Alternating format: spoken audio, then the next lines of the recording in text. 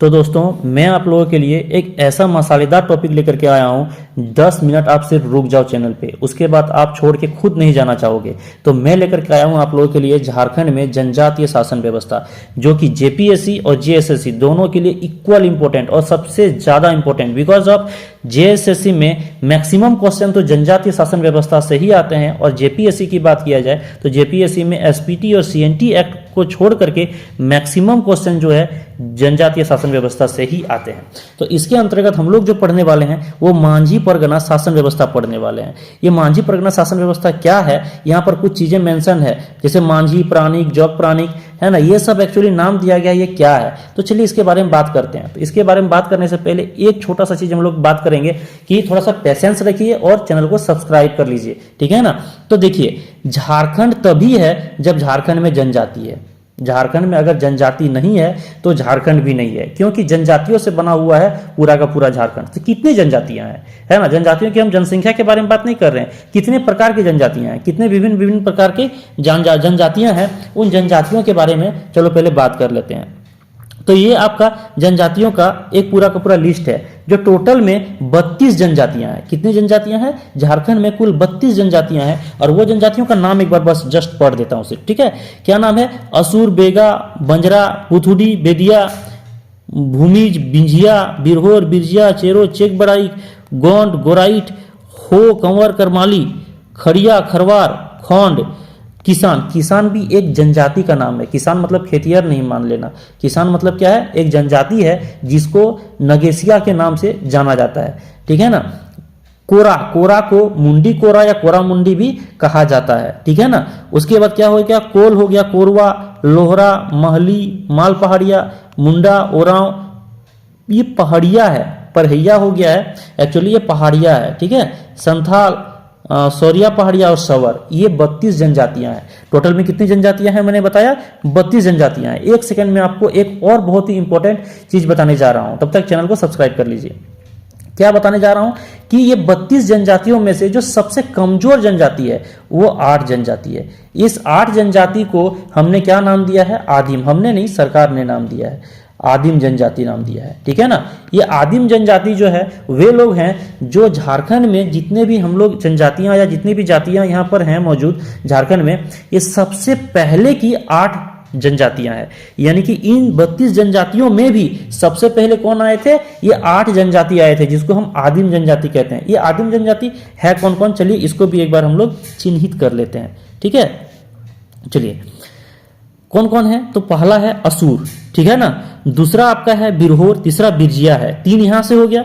और उसके बाद एक कोरवा है, उसके बाद माल पहाड़िया है, उसके बाद पहाड़िया है, उसके बाद सौरिया पहाड़िया और सवर है। यहां पर टोटल में कितना आ गया? एक 8 जो है जनजाति, वो कौन सा है?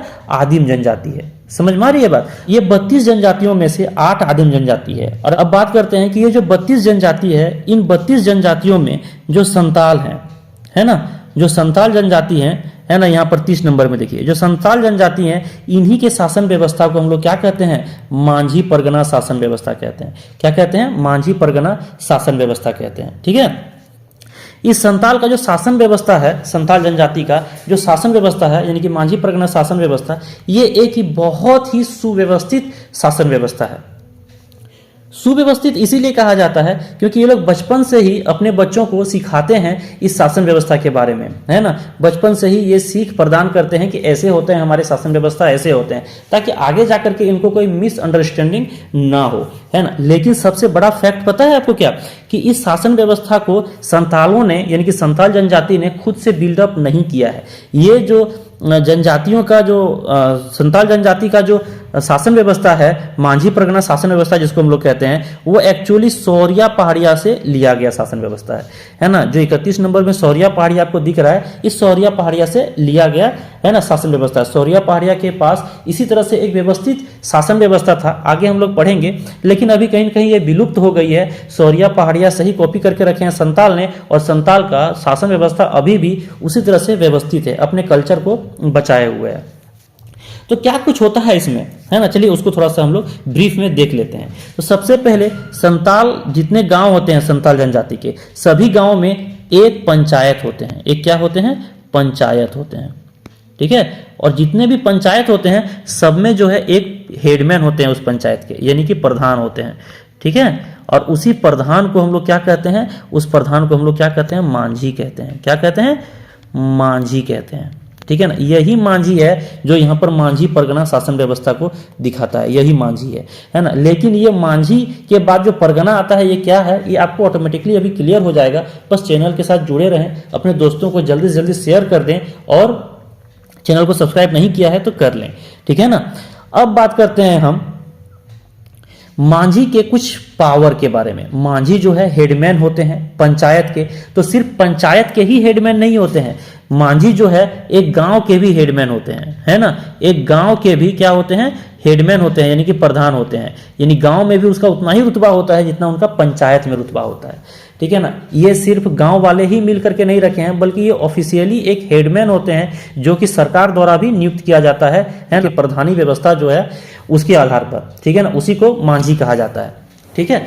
मांझी मतलब संथाल बस्ती का राजा। मांझी मतलब क्या, संथाल बस्ती का राजा, इसका मतलब बता रहे हैं। मांझी को राजा नहीं कहते हैं, ठीक है ना। इसका मतलब बता रहे हैं कि मांझी जो होता है ये मतलब संथाल बस्ती का क्या कहलाता है, राजा कहलाता है। तो इसके कुछ अधिकार भी होंगे। राजा मतलब क्या, इसके पास न्यायपालिका भी होगा, है ना। इसके पास न्यायपालिका भी होगा, उसके बाद कार्यपालिका भी होगा, ठीक है। और इसके पास हो सके विधायिका भी होगा, है ना। गांव में कुछ नए चीजों को इंप्लीमेंट करने के लिए, ठीक है ना, विधायिका भी होगा, ठीक है।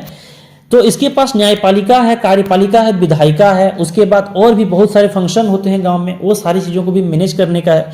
तो मांझी अकेले कर पाएंगे नहीं, तो इसके लिए इनके सहयोगी नियुक्त किए जाते हैं, ठीक है ना। तो इनके सहयोगी जो होते हैं वो कौन कौन होते हैं, ठीक है। इनके सहयोगी के बारे में बात करते हैं सबसे पहले हम। तो चलिए देखते हैं सहयोगी कौन कौन से होते हैं। सहयोगी, ठीक है। इनके सहयोगी में पहला जो आते हैं वो आते हैं प्राणिक, ठीक है। कौन आते हैं, प्राणिक आते हैं। इसको हम परमाणिक भी कहते हैं, प्राणिक को हम लोग परमाणिक भी कहते हैं, ठीक है ना। प्राणिक का काम क्या है, तो जब मांझी, अब बात को समझ में डालना अच्छे से, कि मांझी जो होते हैं जब गांव में उपस्थित होते हैं, सब कुछ सही चल रहा होता है, उस समय परमाणिक क्या करेंगे, मांझी के आदेश को जो है वो पालन करेंगे। मांझी जो आदेश देंगे प्राणिक वो काम करेंगे, ठीक है। जब मतलब मंत्री के जैसा, दरबारी के जैसा, ठीक है ना, एक काम करेंगे। लेकिन जब मांझी उपस्थित नहीं रहेंगे, अपने कार्यस्थल पर उपस्थित नहीं रहेंगे, गांव में उपस्थित नहीं रहेंगे, तो उनके स्थान पर जो कार्यों का निर्वाह करेंगे वो कौन करेंगे, तो वो करेंगे प्राणिक, यानी कि परमाणिक करेंगे, ठीक है ना। इसीलिए इसको क्या कहा जाता है, उपमांझी भी कहा जाता है, ठीक है। जब मांझी के अनुपस्थिति में कोई काम कर रहे हैं उसको उपमांझी कहेंगे, तो वो उपमांझी कौन होंगे, प्राणिक होंगे। तो ये प्राणिक कौन सा काम करेंगे, उपमांझी बन करके ये कौन सा काम करेंगे, तो ये प्रशासनिक काम करेंगे, ठीक है, प्रशासनिक काम करेंगे, ठीक है। तो बाकी जो काम बच जाता है वो कौन करेंगे, तो बाकी कामों का जो दायित्व होता है, यानी कि जैसे कि गांव में कोई रिचुअल हुआ या फिर कोई पूजा पाठ हुआ, उसका काम कौन करेंगे, तो उनका एक और सहयोगी होते हैं, उस सहयोगी का नाम है जोग प्राणिक। क्या नाम है, जोग प्राणिक, जोग प्राणिक, या फिर जोग प्रमाणिक भी बोल सकते हैं इसको। तो जोग प्राणिक का काम क्या होता है, बाकी जो दायित्व होते हैं उस दायित्व को निभाने का काम किनका, मांझी के दायित्वों का निभाने का काम है ना, किनका होता है, जोग प्राणिक का होता है। समझ में आ रही है बात यहां तक। तो हमने क्या देख लिया, प्राणिक देख लिया, जोग प्राणिक देख लिया। इनके और सहयोगी कौन होते हैं, तो इनका और एक सहयोगी होते हैं जिनको जोग मांझी कहते हैं। ये एडवाइजर होते हैं कहा जाए तो, है ना। कौन होते हैं, जोग मांझी कहलाते हैं, जोग मांझी, ठीक है। एक्चुअली ये जोग मांझी जो हैं ये क्या होते हैं, सलाहकार होते हैं, सलाह देते हैं, ठीक है। सलाहकार क्या होते हैं, क्या चीज का सलाह देते हैं, ये सलाहकार देते हैं सलाह देते हैं क्या चीज के बारे में, विवाह के बारे में। विवाह और जन्म संबंधी जितने भी फैसले होते हैं उसमें सलाहकार होते हैं किसके, मांझी के। ये मांझी को सलाह देंगे कि मांझी साहब ऐसे कीजिए, ऐसे ऐसे होना चाहिए, ऐसे होना चाहिए। तो ये मांझी के सलाहकार होते हैं, कौन सा, जन्म और विवाह को लेकर के, कौन, जोग मांझी। और एक चीज और जोग मांझी के पास पावर है कि अगर विवाह संबंधी जो केस होते हैं उसका निपटारा जोग मांझी कर सकते हैं। इतना इसके पास पावर है कि विवाह संबंधी जो भी होता है ना, जो विवाह संबंधी प्रॉब्लम होता है, मामले होते हैं, उसका निपटारा कौन कर सकते हैं, निपटान जोग मांझी कर सकते हैं। अब किस तरह का विवाह, मान लो कि एक होता है कि संताल जो जनजाति है उसमें एक परंपरा है, आप कल्चर में पढ़ेंगे उनका, कि कोई लड़की लेकर के कोई लड़का भाग गया, कोई दूसरा गांव का लड़का आया, उस गांव के लड़की से प्यार करते होंगे या किसी तरह से रिलेशन होंगे, वो लेकर के भाग गए। बड़ा इंटरेस्टिंग है, हम लोगों के साथ भी होता है, बड़ा अच्छा रहता है। आप ये सोचोगे, ठीक है ना, आप सोचोगे ये चीज, सुनो पहले कैसे क्या होता है कि कोई लड़की से मिले, ये कोई लड़का जो है कोई लड़की से मिले, दोनों आपस में मिले, 2-4 बातें हुई, ये दोनों अपने से प्लान किए, लेकर के भाग गए, ठीक है ना। क्योंकि इन लोगों में दहेज प्रथा जो है नहीं है, दहेज प्रथा के बिल्कुल खिलाफ हैं आदिवासी। बल्कि आदिवासी में जो पुरुष लोग होते हैं वो महिलाओं को कुछ पौंड टका करके कुछ रुपया देते हैं, ठीक है ना, वो 11 रुपया, 51 रुपया, 101 रुपया जो भी होते हैं, और एक जोड़ा बैल देते हैं उनको खेती करने के लिए। ये बहुत ही खूबसूरत प्रथा है इन लोगों में। तो उसी तरह से कोई लड़का जो है कोई लड़की को लेकर के भाग गया तो उसका पता कौन करेगा, उसको पता करने का काम जो है, जिम्मेदारी जो है, वो जोग मांझी को जाता है, ठीक है ना। और उसका पूरा का पूरा निपटान भी है जो जोग मांझी करेगा। समझ में आ रही है बात, है ना, बहुत ही अच्छे तरीके से समझ में आने वाली है। बस आप लोग चैनल के साथ बने रहिए, है ना, और एक से एक आप क्लासेस को देखते रहें, ठीक है ना। अब बात करते हैं कि उस लड़की को देखने के लिए कि वो लड़की भाग के कहाँ गई है, किसके पास गई है, पता करने के लिए जोग मांझी का साथ कौन देगा, ये सबसे बड़ी बात है। तो जोग मांझी का साथ देगा गुड़ेत, है ना, गुड़ेत साथ देगा। एक्चुअली गुड़ेत किसका सहयोगी है, मांझी का सहयोगी है ना। गुड़ेत किसका सहयोगी है, मांझी का सहयोगी है। गुड़ेत ये मांझी के सहयोगी होते हैं, लेकिन ये इसका भी थोड़ा सा सहयोग करते हैं। इनका काम एक्चुअल में क्या होता है, ये मैसेंजर होते हैं। ये क्या होते हैं, मैसेंजर होते हैं, यानी कि सूचना वाहक होते हैं। ये एक जगह से दूसरे जगह सूचना प्रदान करते हैं। तो जैसे लड़की भागती है तो जोग मांझी किसके पास दौड़ के आते हैं, गुड़ेत के पास आते हैं कि भाई मदद करो मेरा, है ना, गांव से एक लड़की भाग गई है, चलो उसको पकड़ के लाते हैं। तो गुड़ेत जाते हैं, जाकर के वहां पर क्या बोलते हैं, गुड़ेत या जोग मांझी दोनों मिलके जाते हैं, और दोनों जब बात करते हैं तो किस तरह से बात करते हैं कि हम लोगों का एक बकरी खो गई है, क्या आपके घर में वो बकरी है। इस तरह से जो है पूछा जाता है, ये नहीं पूछा जाता है डायरेक्ट कि मेरे गांव से एक लड़की भाग गई है। इस तरह का परंपरा बिल्कुल नहीं है ना, डायरेक्ट नहीं पूछ सकते हैं, थोड़ा सा घुमा के पूछते हैं कि मेरे वहां से गाय भाग गई है, या फिर बछड़ी भाग गई है, या फिर बछड़ा भाग गया है। इस तरह से क्या आपके यहाँ है, तो अगर नहीं है उस गांव में तो सीधा बोल देंगे नहीं। एक्चुअली गुड़ेत और जोग मांझी जाते हैं प्रधान के घर, यानी कि दूसरे गांव के मांझी के घर, या तो फिर दूसरे घर के जोग मांझी या गुड़ेत के घर। यही प्रशासनिक अधिकारी जो हैं इन्हीं के घर जाते हैं, ठीक है ना, और जाकर के पता करते हैं। तो इनका काम क्या हो जाएगा, मैसेंजर का, है ना। एक्चुअली ये सहायक किसके होते हैं, मांझी के होते हैं, गुड़ेत, लेकिन सहायता किसके करते हैं, जोग मांझी का भी करते हैं, ठीक है। अब आगे बात करते हैं हम लोग इसके आगे बढ़ करके।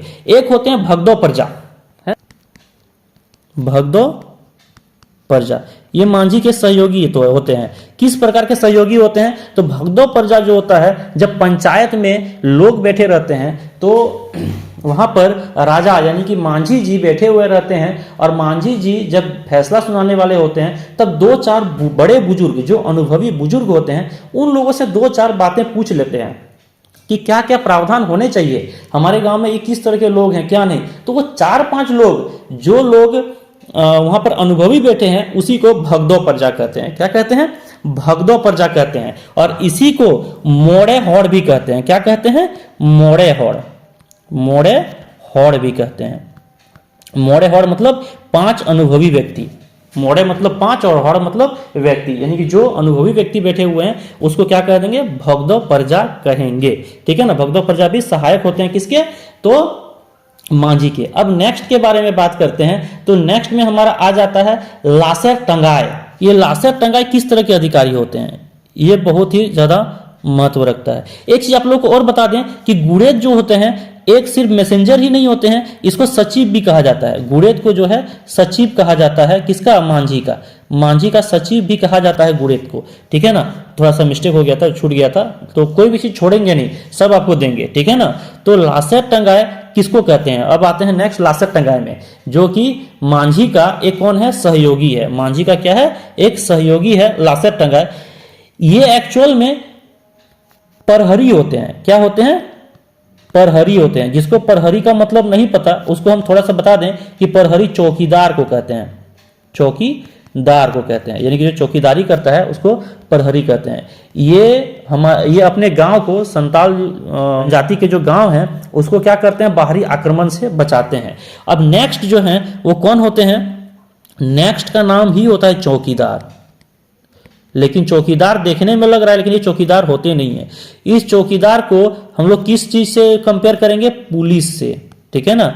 ये संताल जनजाति के पुलिस होते हैं। इनको अधिकार होता है अरेस्ट करने का, ठीक है ना। किनके आदेश पर? ये अरेस्ट करेंगे। क्या करेंगे? अरेस्ट, यानी गिरफ्तार करेंगे। किनके आदेश पर गिरफ्तार करेंगे? तो ये मांझी के आदेश पर गिरफ्तार करेंगे किसी को। मांझी अगर किसी को बोलेंगे कि इसको गिरफ्तार किया जाए तो चौकीदार जाएंगे गिरफ्तार करने के लिए। लासेट टंगाए मतलब सिपाही होता है, चौकीदार होता है, ठीक है ना। और चौकीदार मतलब एक्चुअल में क्या होता है? पुलिस होता है। ये कॉन्सेप्ट को जान के रखिए। ये तो एग्जाम में हम पुलिस को क्या कर देंगे? लासेट टंगाए कर देंगे और चौकीदार को चौकीदार कर देंगे, ठीक है ना। इस चीज को हमेशा बना के रखिए दोनों में डिस्टेंस, ठीक है। ये हमारा एक चीज हो गया। अब नेक्स्ट जो होता है, नेक्स्ट में हम लोग बात करेंगे यहां पर नायके। नायके कौन होता है? ठीक है, नायके नेक्स्ट जो हमारा है वो क्या है? सहयोगी नायके। किसके सहयोगी हैं ये है मांझी के सहयोगी। जो नायके होते हैं ये एक्चुअली में धार्मिक प्रधान होते हैं, धार्मिक प्रधान होते हैं, ठीक है। धार्मिक प्रधान का काम क्या है कि धर्म से जुड़े हुए जितने भी मामले हैं उसका निपटान कौन करते हैं? धार्मिक प्रधान करते हैं, यानी कि नायके करते हैं, ठीक है ना। नायके क्या होते हैं? धार्मिक प्रधान, यानी कि पुरोहित होते हैं उन लोगों के। और वे गांव में जो भी धर्म से रिलेटेड प्रॉब्लम होते हैं उसका निपटान कौन करते हैं? तो नायके करते हैं। नायके का एक और काम है कि गांव के अंदर, है ना, गांव के अंदर, है ना, देवी देवता जो होता है, ठीक है, गांव के अंदर देवी देवता जो होता है उनको क्या करते हैं? पूजा करते हैं, है ना। कौन? नायके। इस चीज को भी ध्यान रखिएगा। गांव के अंदर के देवी देवता को कौन पूजा करते हैं? नायके। और बाहर के देवी देवता को कौन पूजा करते हैं? तो नायके का भी एक सहयोगी होता है। नायके का जो सहयोगी होते हैं उनको कहते हैं कुड़ाम नायके। क्या कहते हैं? कुड़ाम नायके।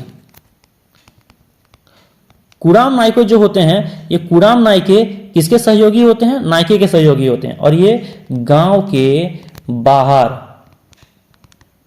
गांव के बाहर जो जितने भी पूजा होते हैं, जैसे जाहिर थान पूजा हो गया या फिर हरियर पूजा हो गया, अलग अलग पूजा होते हैं संताल जनजाति के, वे पूजा को जो है कौन कंप्लीट करते हैं? कुड़ाम नायके कंप्लीट करते हैं। आपको एक चीज बता दें कि ये जो मैं नाम ले रहा हूं इनके फेस्टिवल्स का, ये चीज आपको कल्चर में पढ़ने के लिए मिल जाएगा। ये सारी चीजों का वीडियो में अवेलेबल करा दूंगा, इस सारी चीजों का क्लास में आपको अवेलेबल करा दूंगा। चलिए, शॉर्ट टाइम है, मैं थोड़ा सा और स्पीड इसको लेकर के जाना चाहता हूं, ठीक है ना। अब बात करते हैं कि ये मांझी का प्रशासनिक इकाई रहा, है ना। संथाल व्यवस्था जो है, मांझी परगना व्यवस्था, उसमें मांझी का जो है ये पूरा सहयोगी है और मांझी का पूरा ये प्रशासनिक इकाई है।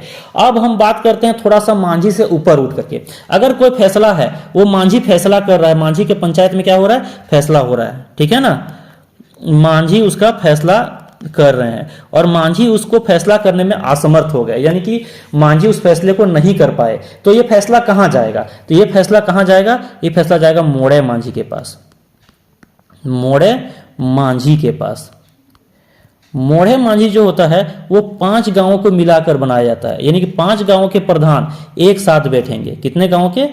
5 गांवों के, है ना। 5 गांवों के प्रधान एक साथ बैठेंगे और एक साथ मिल करके वो लोग फिर फैसला करेंगे। अगर उसमें भी सामर्थ्य नहीं हुए वो लोग फैसला सुनाने के लिए, तो ये मोड़े मांझी का फैसला फिर किसको ट्रांसफर कर दिया जाएगा? ये देश मांझी को। किसको कर दिया जाएगा? देश मांझी, है ना। देश मांझी जो होते हैं ये किसका प्रधान होते हैं? ये लगभग 5 से 8 गांवों का प्रधान होते हैं, ठीक है। 5 से लेकर के 8 गांवों का क्या होते हैं? प्रधान होते हैं, ठीक है।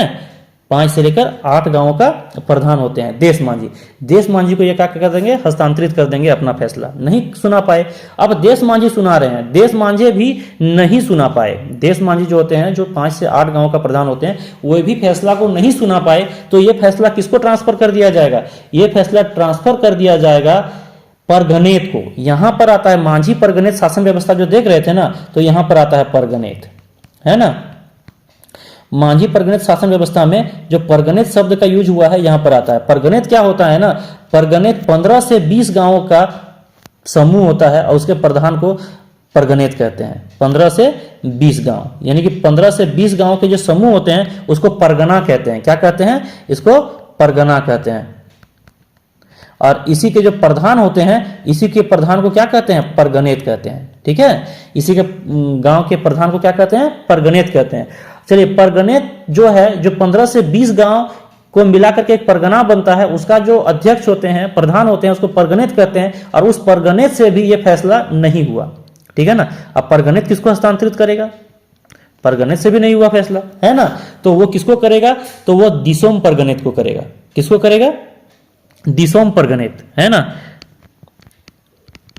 ये सबसे बड़ा परगनेत है, ठीक है, ये सबसे अनुभवी और सबसे बुद्धिमान राजा कहलाते हैं, ठीक है। लेकिन ये आजकल विलुप्त हो चुके हैं, इसका जो है यूज बहुत कम आजकल है ना। कहीं कभार कहीं मिल जाएगा, नहीं तो ये चीज नहीं होता है, दिसोम परगनेत का कहीं पर यूज जल्दी नहीं होता है। तो ये तो हमारा, है ना, पूरा का पूरा प्रशासन व्यवस्था। अब एक दो चीज आपको बता देते हैं कि संतालों में जो जितना फैसला होता है, उसमें जो सबसे खतरनाक सजा होता है, वो सजा कौन सा सजा होता है, वो सजा होता है बिटला का। कौन सजा होता है, बिटला का सजा होता है, ठीक है। तो बिटला का सजा क्या होता है कि बिटला में बोला जाता है, बिटला में बोला जाता है कि उसको गांव से बिल्कुल अलग थलग कर दिया जाए।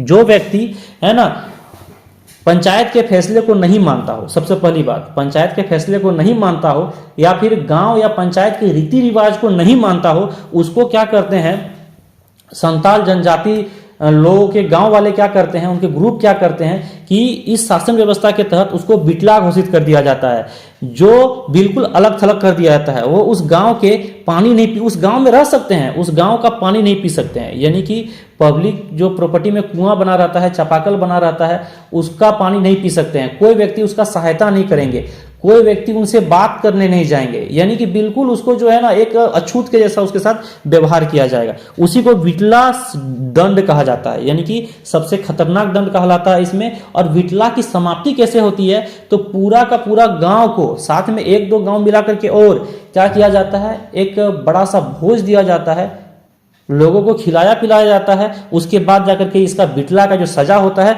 वो समाप्त होता है। अब दूसरा सबसे बड़ा चीज, दूसरा जो सबसे बड़ा सजा है ना, यानी कि वो बड़ा सजा नहीं है लेकिन सजा है, वो सजा है संतालों का करेला दंड। करेला दंड जो होता है उसमें करेला नहीं पिलाता है, करेला का जूस नहीं पिलाता है, डोंट वरी, ठीक है ना। उसमें क्या करता है, 5 रुपए से लेकर के 500 रुपए तक का जो है ना उसको दंड दिया जाता है। कौन सा में, करेला दंड, ठीक है ना। इसमें क्या किया जाता है, 5 रुपया से लेकर के 500 रुपया तक का इसको, है ना, फाइन भरने के लिए कहा जाएगा। इतना समझ में आ गई बात। अब हम लोग नेक्स्ट बात करते हैं कि इतने सारे जो हमने देखा पोस्ट, इतने सारे लोग जो देखा जो मांझी के साथ हैं, इतने सारे लोग, इनको सैलरी क्या मिलती होगी। इनको सैलरी में सिर्फ भगदौ प्रजा को छोड़ करके, क्योंकि भगदौ प्रजा जो है कोई पोस्ट नहीं है, उसमें जो है 2-4 जो है अनुभवी लोग बैठे हुए रहते हैं, उसी को भगदौ प्रजा कहते हैं। इसको छोड़ करके बाकी जितने लोग हैं सबको जो है भूमि दिया जाता है। जैसे परगनेत को भूमि दिया जाएगा, है ना, उसी तरह से नायके को भी भूमि दिया जाएगा, जिसको नायके भूमि कहा जाएगा, है ना। मांझी को भी भूमि दिया जाएगा, जिसको मांझी भूमि कहा जाएगा। इस सबको जो है क्या दिया जाता है, भूमि दिया जाता है, ठीक है। और ये जितने भी पद हैं सभी वंशानुगत पद हैं। किस तरह के पद हैं, वंशानुगत पद हैं। तो इस जगह पर हमारा मांझी परगनेत शासन व्यवस्था की समाप्ति होती है। अब यहां सब कमेंट सेक्शन में बताओ कहां से कौन सा सेक्शन आपका छूट गया है, ठीक है ना, और कहां से आपका क्वेश्चन कटने वाला है, ठीक है। तब तक के लिए धन्यवाद।